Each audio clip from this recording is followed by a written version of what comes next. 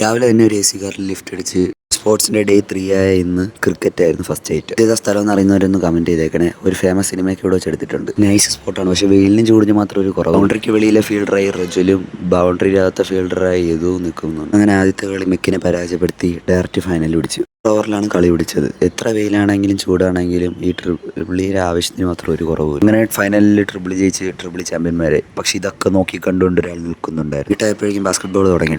ഈസിനെ പരാജയപ്പെടുത്തിയ ക്ഷീണത്തിലാണ് ആനന്ദ്. 18 ട്രിപ്പിളി ആയിട്ടുള്ള വാശിയേറിയ മത്സരത്തിനൊടുവിൽ ട്രിപ്പിളി വീണ്ടും ഫൈനലിലേക്ക്. ഇതിന്റെ ഒക്കെ ഇടയിലും കേരള ബ്ലാസ്റ്റേഴ്സ് ഫാൻ സ്പോട്ടഡ്. ഞങ്ങൾ അങ്ങനെ വീണ്ടും മെക്കിനെ പരാജയപ്പെടുത്തി ഫൈനലിലേക്ക് കയറി. കുറച്ച് കടങ്ങൾ വീട്ടാനുള്ള സമയം. കളിക്കാൻ ഇറങ്ങുന്ന മുമ്പ് തന്നെ അയാൾ പലതും മനസ്സിൽ കുറിച്ചിട്ടുണ്ടായിരുന്നു. ബോളുകൾ കൊണ്ട് അമ്മാനമാടുകയായിരുന്നു. ഒരു വലിയ ജനക്കൂട്ടത്തെ അയാൾ ഒറ്റയാൾ പോരാട്ടം കൊണ്ട് നിശബ്ദമാക്കിയ നിമിഷം. That man is none other than Drone.